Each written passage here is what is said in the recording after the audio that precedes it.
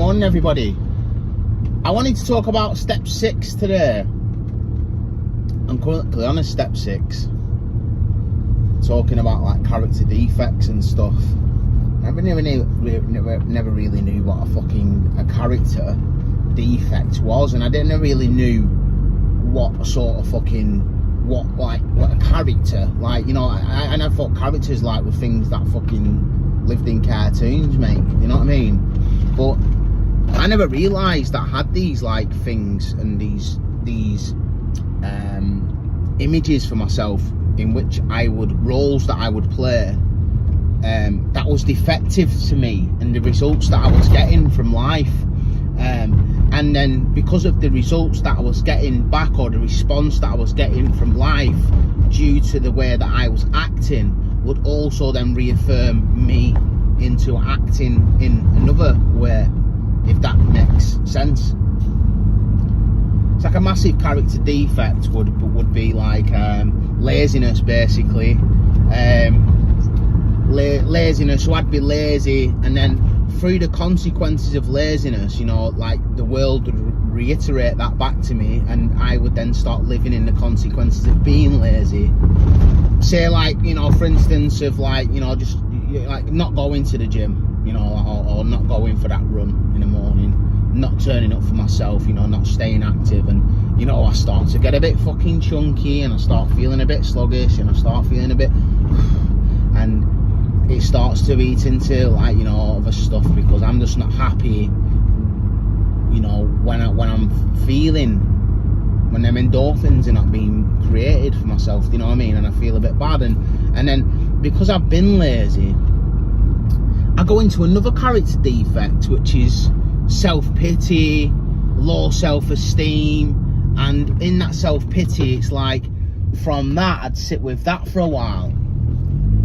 And then from that character defect, it then slip into another defect of like, woe is me, and fucking entitlement issues, and self-loathing, and these are all defects that are sort of like intertwined. It's like the fucking tapestry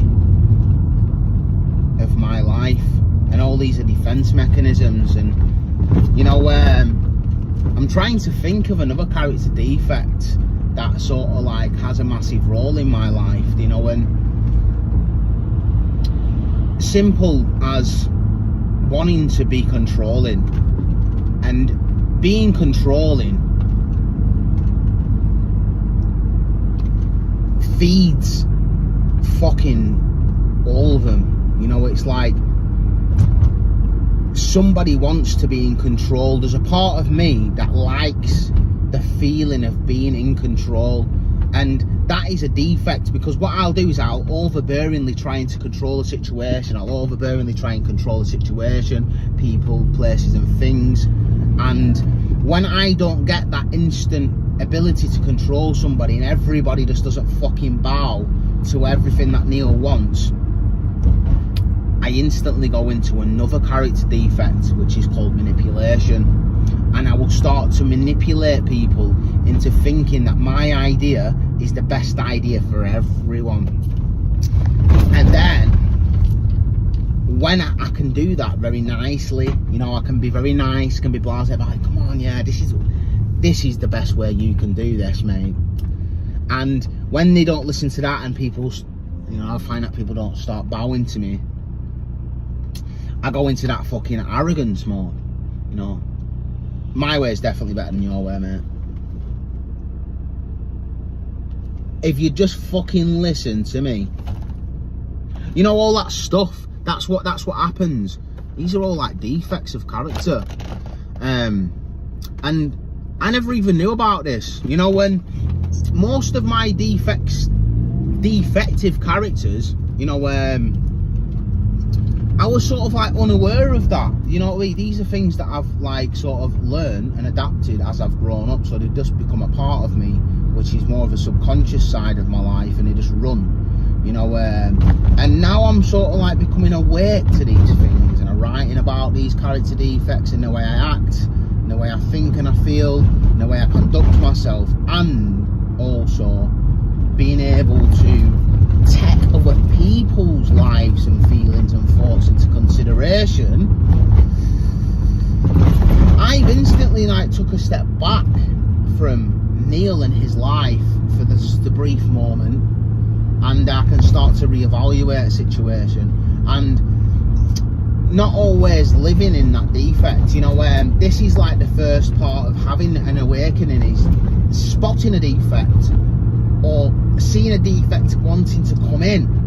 Control, manipulation, you know, procrastination, laziness, all that stuff wanting to come in.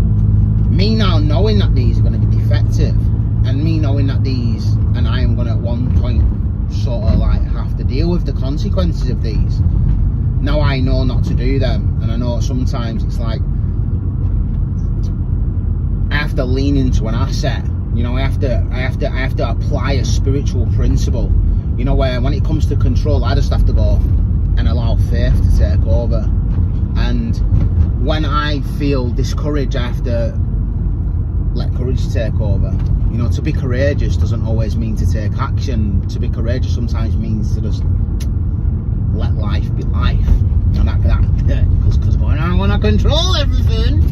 Well, fuck, I don't want to fucking know, you know, I have to have courage to go, God's got this, or my higher power's got this, you know, something's watching my ass, and you know, give it to God, and handing it over is a massive thing that I've learned, and sort of like what we go through in recovery also. But all these things and these defects of character now, having been around recovery for a while, you know, it's sort of like they don't go away. But you know, as you've noticed that right after step 6, it's step 7. You know, shortcomings, and what is a shortcoming? Well, a shortcoming is a consequence from a defect that's been running. That's what shortcoming is. You know, through my overbearing fucking need to control every fucking thing, you know, it becomes defective, and I don't get the results that I want. And because I try to control the results and I don't get them, I feel irritable, restless and discontent, and I'm fucking angry and I'm resentful, and every fucker's pissing me off because nobody's doing what I want to fucking do, and everybody's you know, all that stuff. Then I'm living with that.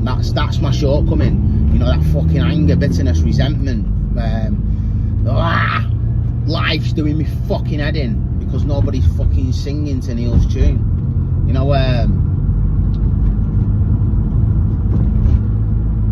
shortcoming for me is, and how my disease has manifested itself lately through having this awareness, is my defects won't play out.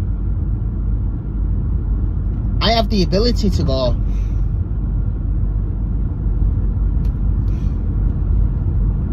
and keep my hands off the fucking controls. But my shortcoming are still there. You know, they can still be there. Because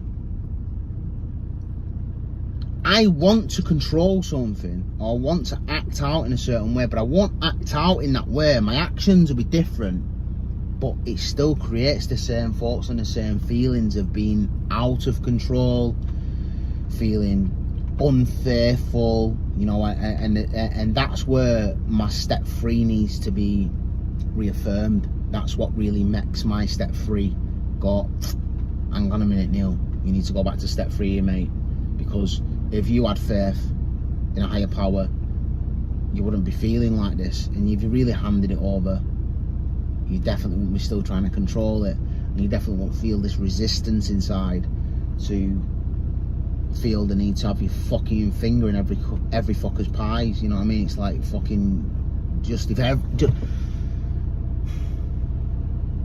I can't wait till everybody does exactly what Neil says, so Neil can have a fucking good day.